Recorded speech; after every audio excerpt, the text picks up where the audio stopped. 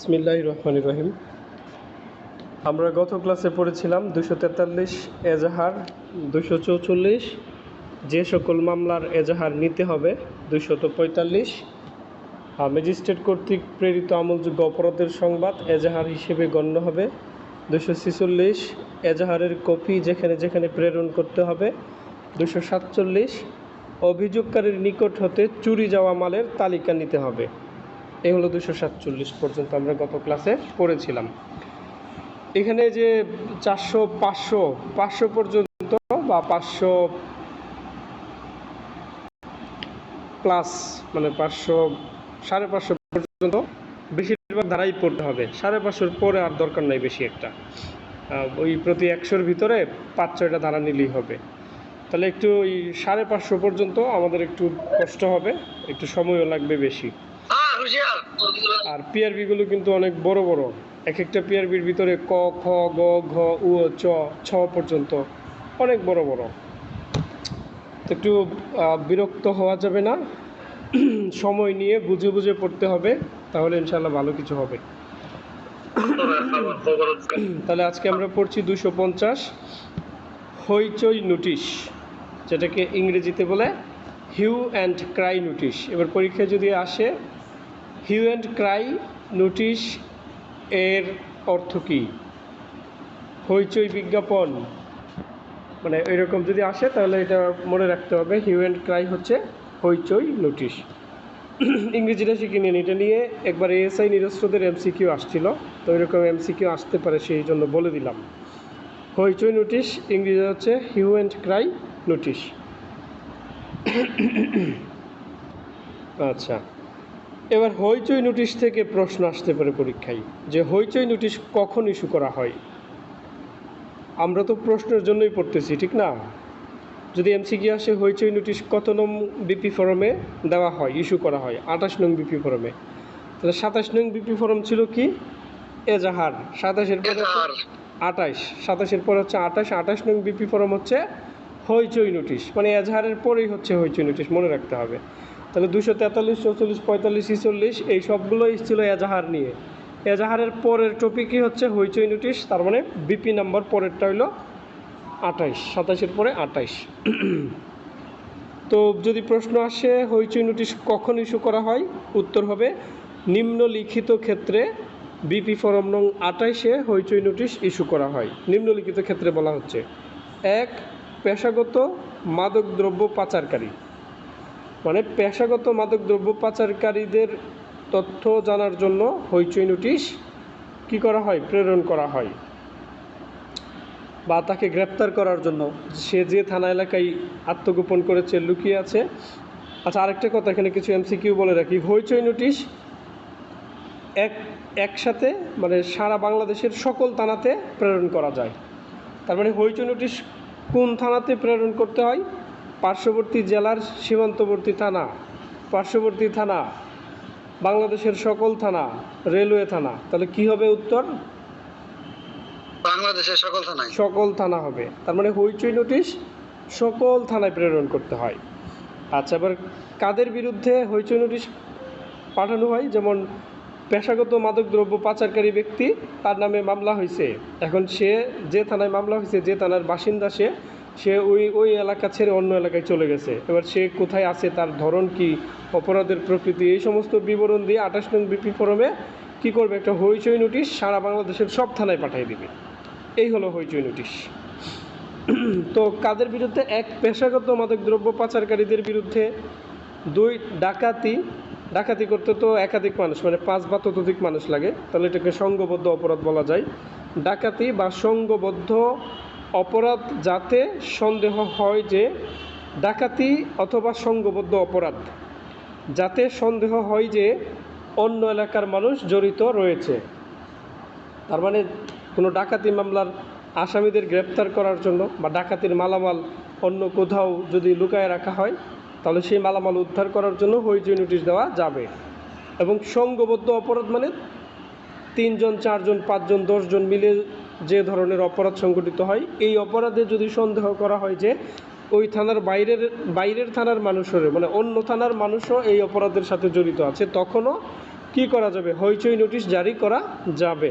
তাহলে ডাকাতি অথবা সংঘবদ্ধ অপরাধ যাতে সন্দেহ হয় যে অন্য থানার মানুষ বা অন্য এলাকার মানুষ জড়িত রয়েছে। তাহলে ১ পেশাগত মাদকদ্রব্য পাচারকারী, ২ ডাকাতি বা সংঘবদ্ধ অপরাধ যাতে সন্দেহ হয় যে অন্য এলাকার বাসিন্দা জড়িত রয়েছে। ৩ আইনানুগ হেফাজত হতে পালিয়ে যাওয়া ব্যক্তি, যে ব্যক্তি পুলিশ হেফাজত হতে পালিয়ে গিয়েছে তাকে গ্রেপ্তার করার জন্য হইচই নোটিশ জারি করা যাবে, ইস্যু করা যাবে। তাহলে এটা তো সহজ আছে, এটা তো একদম মাথায় ঢুকে গেছে, ঠিক না? আইনানুগ হেফাজত হতে, পুলিশ হেফাজত হতে যদি কেউ পালিয়ে যায় তাকে গ্রেপ্তার করার জন্য বাংলাদেশের সব থানায় হইচই নোটিশ প্রেরণ করা যাবে। এখন তো হইচই নোটিশ প্রেরণ করা সহজ না, একটা ইমেল করে দিলে 1 ক্লিকেই সারা বাংলাদেশের সব থানাতে চলে যাচ্ছে, একদম সহজ হয়ে গেছে এখন। তাহলে আইনানুগ হেফাজত হতে পালিয়ে যাওয়া ব্যক্তিকে। তারপরে 4 পেশাগত অপরাধীদের প্রতারণার মামলা, যারা হচ্ছে মানে প্রতারণা নিয়ে পেশাগতভাবে অপরাধ করে, প্রতারণা নিয়ে পেশাগত অপরাধ করে এই ধরনের মানুষের বিরুদ্ধে বা এই ধরনের মানুষকে গ্রেপ্তার করার জন্য হইচই নোটিশ জারি করা যাবে। তাহলে পেশাগত অপরাধীদের প্রতারণার মামলা। ১ পেশাগত মাদকদ্রব্য পাচারকারী, ২ ডাকাতি বা সংঘবদ্ধ অপরাধ যাতে সন্দেহ হয় যে অন্য এলাকার বাসিন্দা জড়িত রয়েছে। ৩ আইনানুগ হেফাজত হতে পালিয়ে যাওয়া ব্যক্তিকে। 4 পেশাগত অপরাধীদের প্রতারণার মামলা, পেশাগত অপরাধীদের নামে মামলা, এটা দিতে পারেন। পেশাগত প্রতারণার কিভাবে সাজানো যায় যে পেশাগত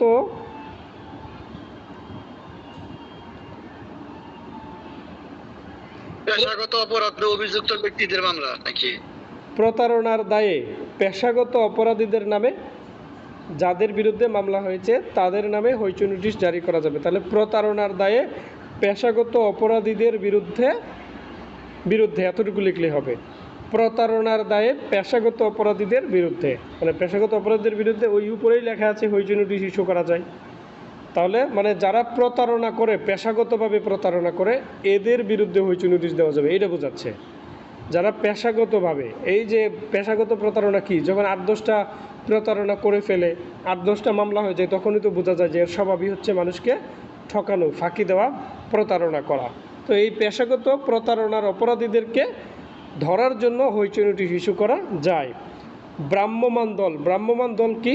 ওই যে হব, ইংলিশে যেটা হব বলে, হব মানে হচ্ছে ভ্রাম্যমাণ দল। ভ্রাম্যমাণ দল মানে হচ্ছে কি ওই ভবঘুরে, যেটাকে বলে এক কথায় ভবঘুরে। তার মানে ভ্রাম্যমাণ দল কর্তৃক পুলিশের নজরে এড়ানো, যারা হচ্ছে ভবঘুরে ভ্রাম্যমাণ, তারা দেখা যায় পুলিশের নজর এড়িয়ে লুকায়ে লুকায়ে থাকে। তো এদের বিরুদ্ধেও কি করা যাবে? হইচই নোটিশ ইস্যু করা যাবে। গুরুত্বপূর্ণ মামলা, যেখানে অপরাধী পালিয়ে গিয়েছে বা মূল্যবান দ্রব্য চুরি হয়েছে এবং তা শনাক্তযোগ্য।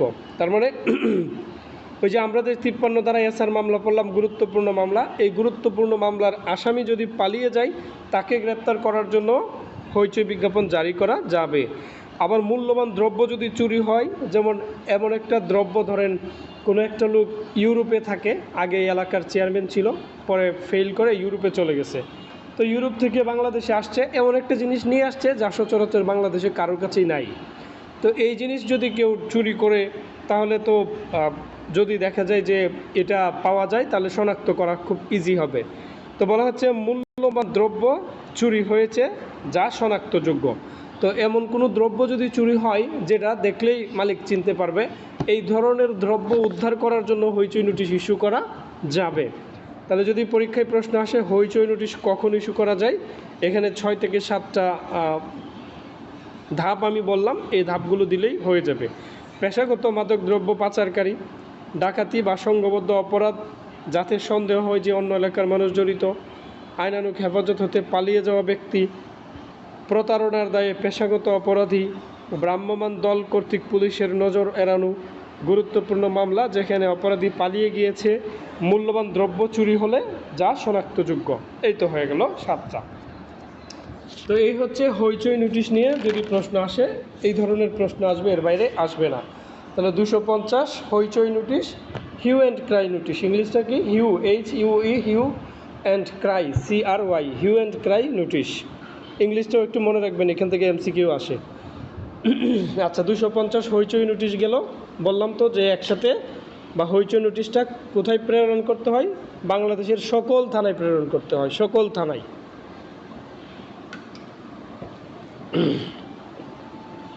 250 গেল হইচই নোটিশ। হইচই নোটিশ কে ইস্যু করে? হ্যাঁ, এই যে গুরুত্বপূর্ণ প্রশ্ন। আচ্ছা, হইচই নোটিশ থেকে আমি আপনাদের দুই একটা প্রশ্ন করি, তাহলে কনসেপ্টটা ক্লিয়ার হয়ে যাবে। আপনাদের যদি সমস্যা না থাকে তাহলে দরকার হলে এবার আজকে যদি মিটিং কেটে যায়, দরকার হলে আবার জয়েন করব। আপনাদের কি সমস্যা আছে? কোনো সমস্যা নাই স্যার। আচ্ছা, তাহলে হইচই নোটিশ কে ইস্যু করে? থানার ভারপ্রাপ্ত কর্মকর্তা। ঠিক আছে, আমি অপশন বলি। জেলা জজ, SDO, থানার অফিসার ইনচার্জ, ইউনিয়নের চেয়ারম্যান, কে হবে? Officer in charge. থানার অফিসার ইনচার্জ হবে। গুড। Officer in charge.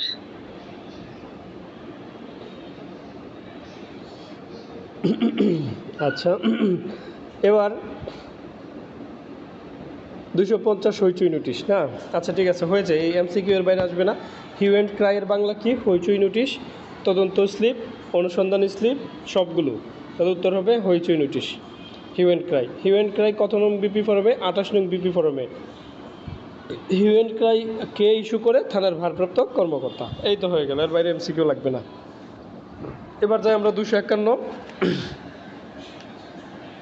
251 হচ্ছে উইলবিহীন সম্পত্তি অথবা দাবিদারহীন সম্পত্তি। দাবিদারবিহীন সম্পত্তি মানে যে সম্পত্তির কোনো দাবিদার নাই, কোনো মালিক নাই, সেটা হচ্ছে উইলবিহীন বা দাবিদারহীন সম্পত্তি। দাবিদারহীন সম্পত্তি ফৌজদারি কার্যবিধি কত ধারা? 523। 523। হ্যাঁ, আচ্ছা, তাহলে উইলবিহীন বা দাবিদারহীন সম্পত্তি বলা হচ্ছে, এখানে আছে ক, খ, গ, ঘ, উ, চ, ছ, 7টা আছে।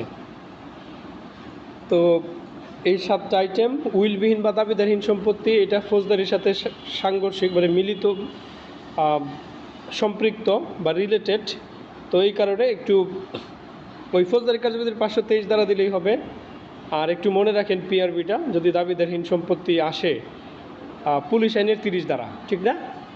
দাবিদারহীন সম্পত্তি না, সরি, পুলিশ আইনের কত? 30 না, সরি, উইলবিহীন 25 দ্বারা। পুলিশ আইনের 25 দ্বারা দাবিদারহীন সম্পত্তি, উইলবিহীন সম্পত্তি। পুলিশ আইনের 25 ধারা, ফৌজদারি কার্যবিধি 523 ধারা, PRB 251 বিধি। এই হলো দাবিদারহীন সম্পত্তি। আচ্ছা, এবার কতে যাই। কোনো ব্যক্তি কোনো অস্থাবর সম্পত্তি উইল না করে মারা গেলে, তাহলে অস্থাবর সম্পত্তি যেমন ধরেন ঘরের ভিতরে যে ফার্নিচার, আসবাবপত্র, সেগুলো তো অস্থাবর সম্পত্তি। একটা ওয়ার্ড্রপ, এটাও অস্থাবর সম্পত্তি। তো এইগুলো কারো নামে উইল না করে যদি সে মারা যায়, অথবা অ্যাক্সিডেন্টে রাস্তায় মারা গেল, তার মোবাইল আছে, দামি ল্যাপটপ থাকতে পারে, এগুলো হচ্ছে অস্থাবর সম্পত্তি। এই অস্থাবর সম্পত্তি কারো নামে উইল না করে যদি সে মারা যায় এবং উক্ত সম্পত্তির বৈধ উত্তরাধিকারী না পাওয়া যায়, তাহলে উক্ত সম্পত্তি থানার ভারপ্রাপ্ত অফিসার নিজ হেফাজতে নেবেন এবং BP ফরম নং 29-এ উক্ত সম্পত্তির তালিকা তৈরি করবেন। তাহলে কী বোঝা গেল? BP ফরম 27 হলো আপনার কি নিয়ে? এজাহার নিয়ে। 28 হলো কি নিয়ে? এজাহারের পরের টপিক। এজাহারের পরের টপিক। এজাহারের পরের টপিক কী ছিল? ওই যে 250 হইচই নোটিশ, আর 251 দাবিদারহীন সম্পত্তির তালিকা, 29 BP ফরম। তাইলে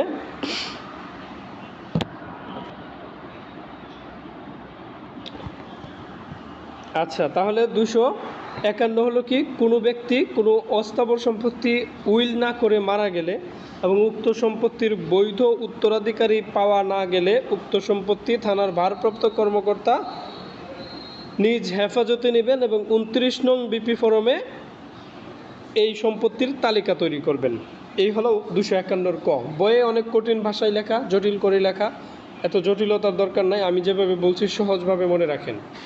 যখন দাবিদারহীন সম্পত্তি পাওয়া যাবে এবং এইটার কোনো মালিক পাওয়া যাবে না, তখন ভারপ্রাপ্ত অফিসার হেফাজতে নেবে এবং এই সম্পত্তির তালিকা তৈরি করবে। 251 ক। এর চেয়ে সহজভাবে তো বলা যাবে না। এবার 251 খতে যাই। 251 খ হলো মৃত ব্যক্তি কোনো স্থাবর সম্পত্তি রেখে মারা গেলে ইহা তালিকা করে ওসিবিপি ফরম নং 29-এর সাথে সংযুক্ত করবেন। যখন অস্থাবর সম্পত্তির তালিকা করলো, অস্থাবর সম্পত্তির সাথে যদি তার স্থাবর সম্পত্তিও থাকে, ওই স্থাবর সম্পত্তির তালিকাটা আলাদাভাবে অন্য একটা কাগজে লিখবে, লিখে এই বিপি ফরম 29-এর নিচে স্থাবর সম্পত্তির তালিকাটা রেখে স্টেপলার মেরে সংযুক্ত করে ফেলবে। এই হচ্ছে খ। তার মানে স্থাবর সম্পত্তি যদি পাওয়া যায় সেটার তালিকা করে 29 বিপি ফরমের সাথে সংযুক্ত করতে হবে। 251 খ। এবার যাই 251 গ। যে ব্যক্তি মারা গেছে তার অস্থাবর সম্পত্তিটা যদি ক্ষয়শীল হয়, দ্রুত পচনশীল হয়, তাহলে থানার ভারপ্রাপ্ত কর্মকর্তা তার নিজের বিবেচনায় ম্যাজিস্ট্রেটের আদেশ ব্যতীতই ইহা বিক্রয় করতে পারবে। ইহা বিক্রয় করতে পারবে।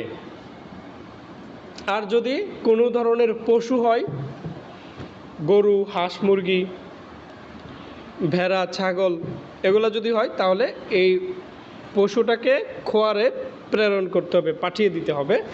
কত হলো? 251 গ বিধি। তাহলে 251 গ, দ্রুত পচনশীল অস্থাবর সম্পত্তি থাকলে থানার ভারপ্রাপ্ত অফিসার নিজের বিবেচনায় ম্যাজিস্ট্রেটের আদেশ ব্যতীত ইহা বিক্রয় করতে পারবে। যদি পশু থাকে তাহলে সেই পশুকে খোয়ারে পাঠাতে হবে। 251 গ। 251 ক, অস্থাবর সম্পত্তি পাইলে থানার ভারপ্রাপ্ত অফিসার নিজ হেফাজতে নেবে এবং তালিকা তৈরি করবে। খ, স্থাবর সম্পত্তি পাওয়া গেলে অস্থাবর সম্পত্তির তালিকার সাথে স্থাবর সম্পত্তির তালিকা সংযুক্ত করবে। গ, দ্রুত পচনশীল অস্থাবর সম্পত্তি যদি হয় তাহলে ম্যাজিস্ট্রেটের আদেশ ছাড়াই বিক্রয় করতে পারবে এবং পশু যদি হয় সেটা খোয়ারে প্রেরণ করতে হবে। 251 ঘ, বিক্রয়ের হিসাব 3 কপি করে। এই যে বিক্রয় করলো, এটার হিসাব 3টা কপি করবে, 3টা কপি করে ম্যাজিস্ট্রেটের নিকট পাঠাবে। তার মানে দাবিদারহীন সম্পত্তির হিসাব কয় কপি করতে হবে? 3 কপি। বা দাবিদারহীন সম্পত্তি বিক্রয় করা হলে সেটার হিসাব কয় কপি করতে হবে, কয় তালিকা করতে হবে? 3 তালিকা করতে হবে। এটা হচ্ছে ঘ। এবার উ ও চ বাদ দিলাম, এই দুটা লাগবে না। ছতে যাব। ছ, কোনো ব্যক্তি মৃত ব্যক্তির সম্পত্তির মালিকানা দাবি করলে পুলিশ বৈধতা যাচাই করবে না। কোনো ব্যক্তি যদি এসে বলে যে লোকটা মারা গেছে, সে আমার দাদা, সে আমার বাবা, তাহলে তো তার সম্পত্তি সেই পাবে, যেহেতু দাদা বা বাবা বলছে। এখানে বলা হচ্ছে পুলিশ বৈধতা যাচাই করা ছাড়াই তার এই সম্পত্তি দিয়ে দিবে। কিন্তু যদি সন্দেহ হয় যে না, এই লোকটা তো এই লোকের ছেলে হইতে পারে না, এই লোকের নাতি হইতে পারে না, তবে ভারপ্রাপ্ত কর্মকর্তার নিকট যদি সন্দেহ হয়, তবে দণ্ডবিধির 404 ও 467 ধারা অনুসারে ব্যবস্থা নেবে। 404 কি? ওই যে মৃত ব্যক্তির সম্পত্তি নেওয়ার জন্য এটা। আর হলো 467 সম্পত্তি অসাধুভাবে আত্মসাৎ। হ্যাঁ, অসাধুভাবে আত্মসাৎ করার উদ্দেশ্যে আসছে, এই কারণে 404 ধারা মোতাবেক ব্যবস্থা নেবে। আর 467 হচ্ছে কি?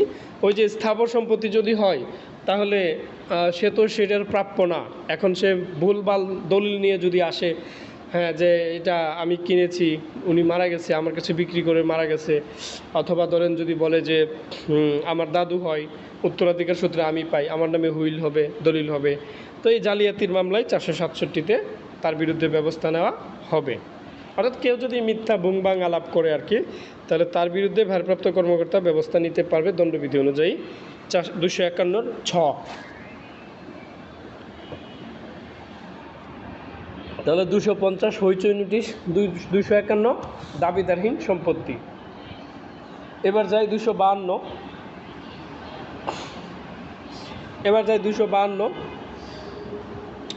হুঁশিয়ারি নোটিশ। এই যে হুঁশিয়ারি নোটিশ চলে আসছে, মানে হুঁশিয়ার করে দেওয়া হবে শান্তি শৃঙ্খলা যাতে নষ্ট না হয়, এটাই হলো হুঁশিয়ারি নোটিশ।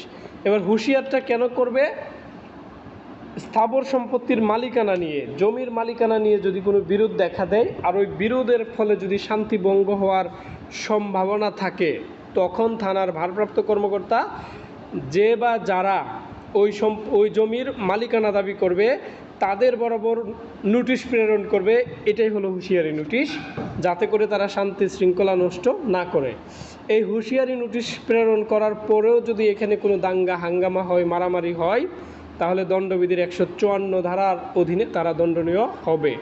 কারণ তাদেরকে হুঁশিয়ারি নোটিশ দেওয়া হয়েছে, এরা হচ্ছে জমির মালিক, এরা এই শান্তিটা রক্ষা না করে বরং এখানে আরও দাঙ্গা হয়েছে, মারামারি হয়েছে, বেআইনি সমাবেশ হয়েছে। এই কারণে এই জমির মালিক 154 ধারা মোতাবেক দণ্ডনীয় হবে। গুড, ভেরি গুড, আতিক বাবু আগে বলে দিয়েছে। তো এখানে বলা হচ্ছে কি, কোনো জমির মালিকানা নিয়ে বিরোধ দেখা দিলে এবং এতে শান্তিভঙ্গের আশঙ্কার সম্ভাবনা থাকলে ভারপ্রাপ্ত অফিসার উক্ত জমির মালিক বা দখলদারদের প্রতি হুঁশিয়ারি নোটিশ জারি করবেন। 252 ক। আর 252 খ হচ্ছে, হুঁশিয়ারি 2 কপিতে ইস্যু করতে হবে, দ্বিতীয় কপিতে সাক্ষীদের স্বাক্ষর নিতে হবে। এবার দাবিদারহীন সম্পত্তির বিক্রয়ের তালিকা কয় কপি করতে হবে? কয় কপি? 3 কপি। আর হইচই নোটিশ কয় কপিতে ইস্যু করতে হবে? 2 কপি। হ্যাঁ, এইগুলোই পরীক্ষায় বেশি আসে, ধারা আসে না, কিন্তু কয় কপি ইস্যু করতে হবে এইটা আসে। এই কারণে এইগুলো আমি বারবার বলি। তো হুঁশিয়ারি নোটিশ কয় কপিতে ইস্যু করতে হয়? 2 copy, 3 copy, 4 copy, 5 copy, MCQ চলে আসতে পারে।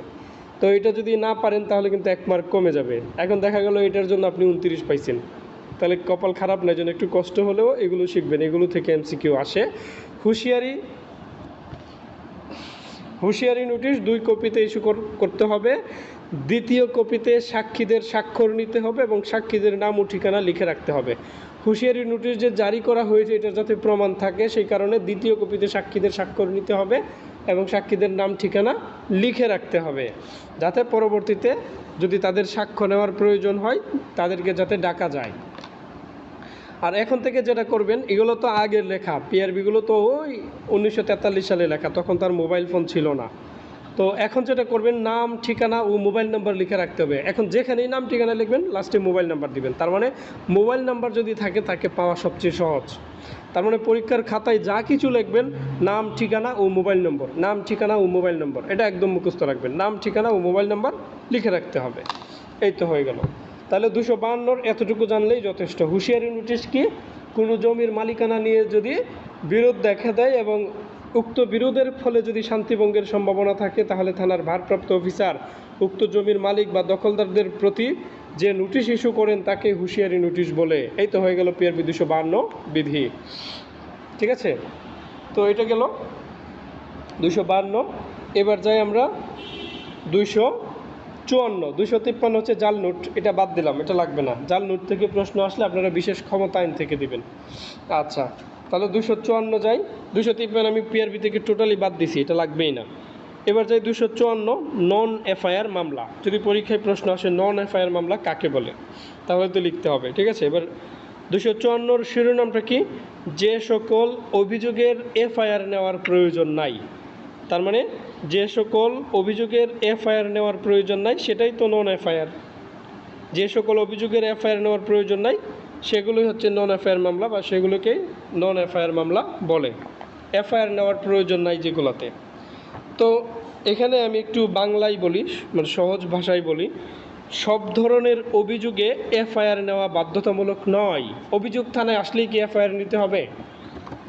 নিতে হবে না। আপনি তো ভারপ্রাপ্ত কর্মকর্তার কাছে অভিযোগ করতেই পারেন, বরাবর ভারপ্রাপ্ত কর্মকর্তা অমুক থানা বিষয় অভিযোগ লিখলেন, লিখে এবার ঘটনা বললেন যে আপনার এই সমস্যা, একটা আঘাত হয়েছে। যেমন ধরেন একটা লোক এসে কি করলো, দা দিয়ে কূপ দেওয়ার চেষ্টা করলো মাথায়, তো সে কি করলো, সরে গেল এবং তার হাতে সামান্য লেগে একটু রক্ত চলে আসছে। তার মানে এটা কী হইলো বলেন তো? এটা হইলো সাধারণ আঘাত। তার সাধারণ আঘাত কিন্তু আমলযোগ্য না, সাধারণ আঘাতটা কিন্তু আমলযোগ্য না। এবার অভিযুক্ত করছে ঠিকই, তার মানে এটা এফআইআর হবে না, এটা এফআইআর হবে না। এটা কি হবে? মামলা হবে, নন এফআইআর মামলা হবে। তবে জিডিতে নোট করতে হবে, রাইট? প্রথম কাজই হবে জিডিতে নোট করতে হবে, এরপরে নন এফআইআর প্রসিকিউশন, নন এফআইআর প্রসিকিউশন। আমি বুঝাইতে পারছি বিষয়টা? তাহলে যে সকল মামলার এফআইআর করার প্রয়োজন নাই, প্রথমে লিখতে পারেন সব ধরনের অভিযোগে এফআইআর নেওয়া বাধ্যতামূলক নয়। মানে অভিযোগ করছে, ঠিক আছে, অভিযোগ করলেই এফআইআর হবে না।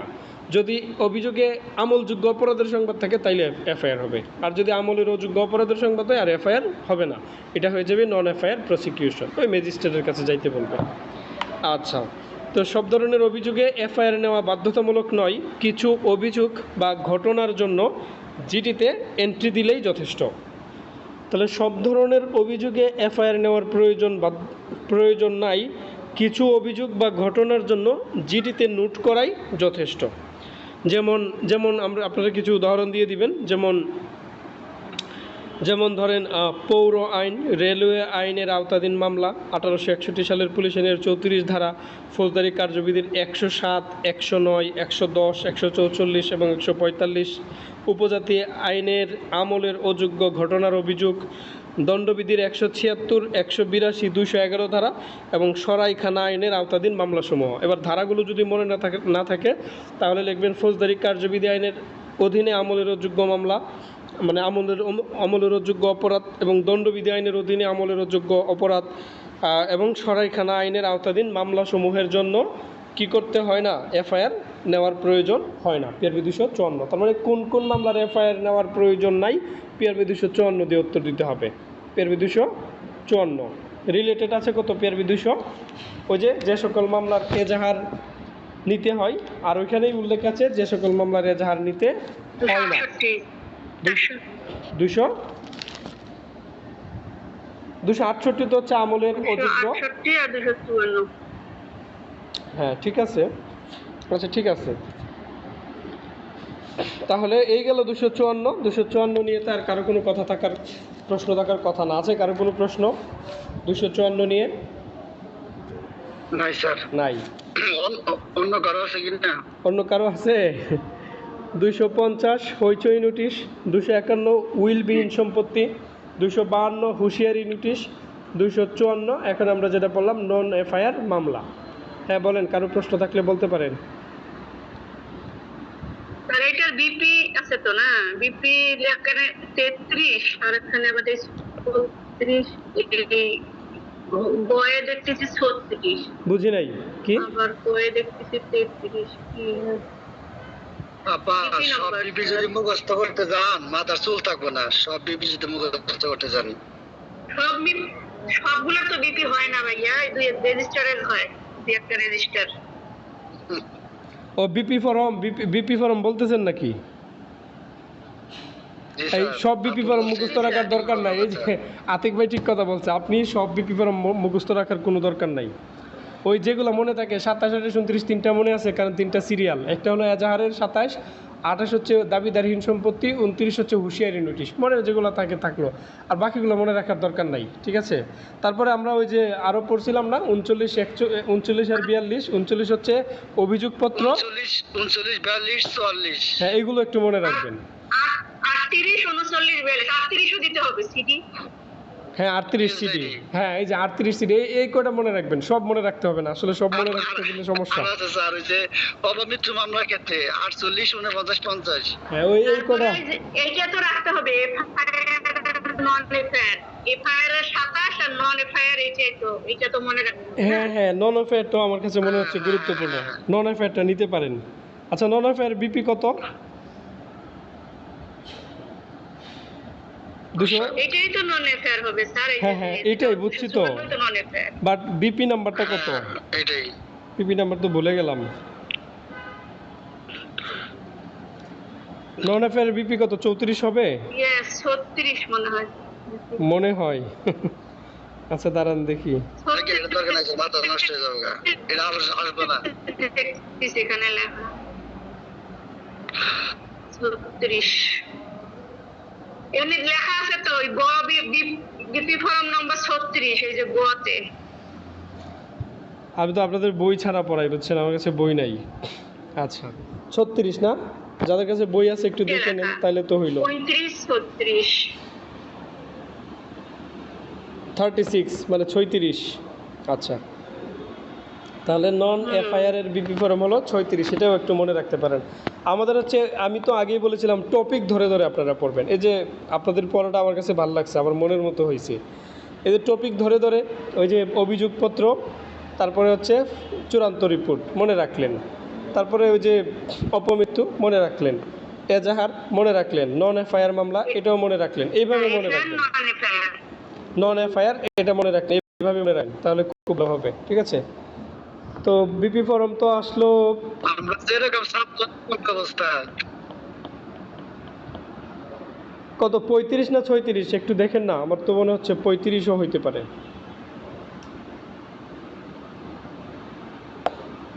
কত কত বই লেখা আছে না? 35-36 দুইটাই লেখা তো এখানে। আচ্ছা, তাহলে 35-36 লিখে দিন, সমস্যা নেই। ঠিক আছে, তাহলে আমরা এখন সামনে বাড়ি 35-36 দুইটাই আছে স্যার, যে দুইটি বিপি ফর্ম নম্বর 36, আবার একখানে দেখতেছি বিপি ফর্ম নম্বর 35। যে রিডিং পড়েন তো, কি লেখা আছে শুনি, এই লাইনটা রিডিং পড়েন। কথা ডাবল আসতেছে কেন? হ্যাঁ, এই লাইনটা রিডিং পড়েন শুনি।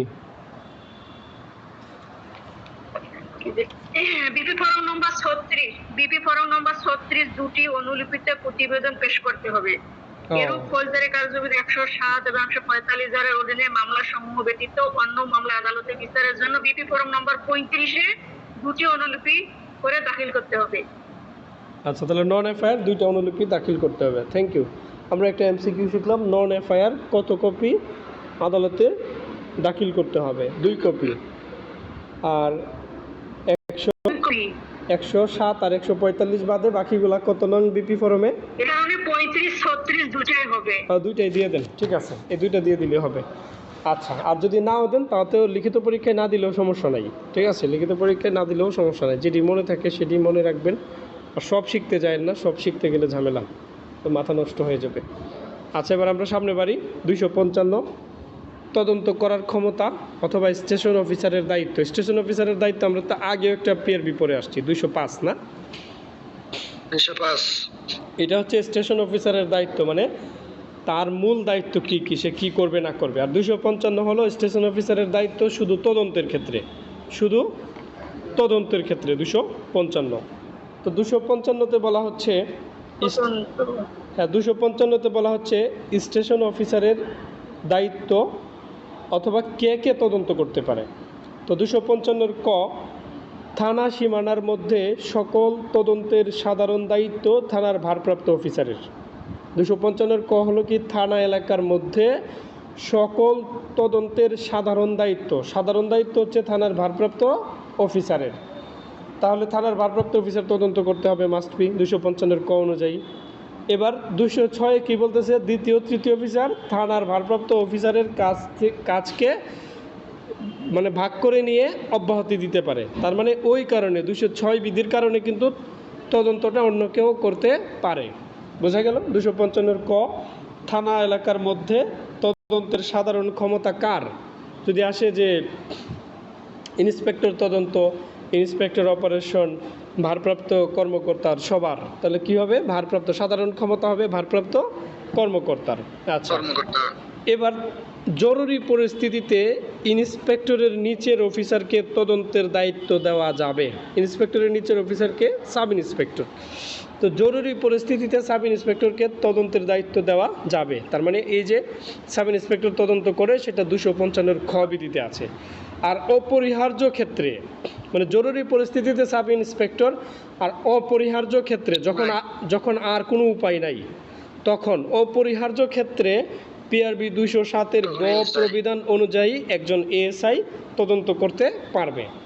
যখন 207-এর গ বিধি অনুযায়ী একজন এএসআই থানার ভারপ্রাপ্ত অফিসার হিসেবে নিযুক্ত হয়, তখন সে কি করতে পারবে? তদন্ত করতে পারবে 255-এর খ। তাহলে এএসআই কখন তদন্ত করতে পারে? ওই যে 201-এর খ, 207-এর গ, 255-এর খ, এই তিনটা বিধি আসবে। এই ফৌজদারি কার্যবিধি আইনের 4-এর 1-এর তো, হ্যাঁ 4-এর 1-এর 201, 207-এর গ, 255-এর খ, এই ধারাগুলো আসবে। ঠিক আছে, এই ধারাগুলোর ক্ষমতা বলে তদন্ত করতে পারে। ওকে, আবার অপমৃত্যুর ধারা কি একটা আসবে এখানে? এএসআই তো অপমৃত্যুর মামলাও তদন্ত করতে পারে। যদি করে তখন 3 ধারা দিব। আবার ওই অপমৃত্যুর ক্ষমতাও, ওইটা আসবে। হ্যাঁ অপমৃত্যুর ক্ষমতাও অপমৃত্যু 200, মামলা তদন্ত করতে পারবে এএসআই। হ্যাঁ ওইটাও আবার 207-এর গ, এই ধারাটাও আসে ওইটার সাথে, তখন পারে মানে উনি তো তদন্ত ক্ষমতা যখনকে পাবে তখন তো সবই করতে পারবে। 299 এএসআই হইলে অবশ্যই 300 আসবে।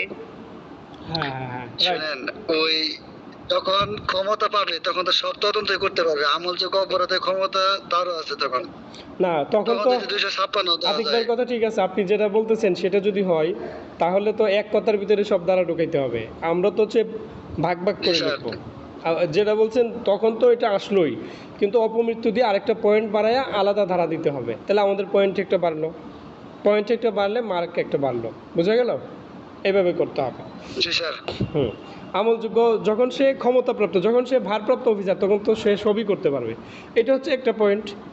আবার তার তদন্তের ক্ষমতা দেওয়া হয়েছে 255-এর খ, আরেকটা পয়েন্ট, অপরিহার্য ক্ষেত্রে সে তদন্ত করতে পারবে, আবার অপমৃত্যু মামলার ক্ষেত্রে সে তদন্ত করতে পারবে, আরও একটা পয়েন্ট বাড়লো, এইভাবে ভেঙে ভেঙে লিখবেন, ঠিক আছে? আচ্ছা এলো 255 জি স্যার। তদন্ত কে কে করতে পারে। এবার যাই 256 তদন্ত শুরু করার পূর্বে তদন্ত সহায়ক রেজিস্টার সমূহ পর্যবেক্ষণ করতে হবে, বিশেষ করে গ্রাম অপরাধ নোটবুক, বিশেষ করে গ্রাম অপরাধ নোটবুক রেজিস্টার দেখতে হবে। গ্রাম অপরাধ নোটবুকের ইংরেজি নাম কি, বা ইংলিশে যে 4টা অক্ষর কি বলে এটাকে? Village crime notebook. Village village crime notebook, VCNB। হ্যাঁ তাহলে বলতেছে যে VCNB village crime notebook, village crime notebook মানে গ্রাম অপরাধ নোটবুক। তো বলা হচ্ছে যে তদন্ত শুরু করার পূর্বে যখন কোনো একটা অভিযোগ হবে, কোনো একটা ঘটনার তদন্ত করার প্রয়োজন হবে, তখন যার বিরুদ্ধে যে অভিযুক্ত তার বিরুদ্ধে এর আগে কোনো মামলা আছে কি না, তার বিরুদ্ধে কোনো ধরনের অভিযোগ কোনো কিছু আছে কি না, এটা গ্রাম অপরাধ নোটবুক চেক দিলেই কিন্তু পাওয়া যাবে। তো এখন তো PIMS, এখন তো PIMS এর নাম দিয়ে সার্চ দিলেই হয়ে গেল, বা BP নাম্বার দিয়ে, বা সরি NIT নাম্বার দিয়ে সার্চ দিলে বের হয়ে যাচ্ছে।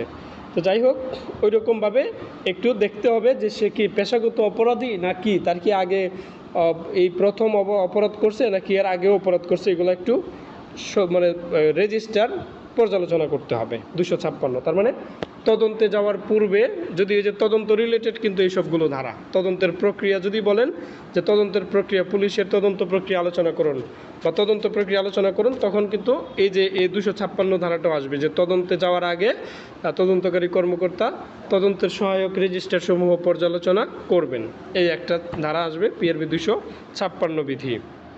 এবার যাই PRB 257 তদন্ত হতে বিরত থাকা। এটা অনেক বড়, এটা আমি আসলে এই মিটিংয়ে শেষ করতে পারবো না, আমাদের আর মনে হয় 1-2 মিনিট আছে।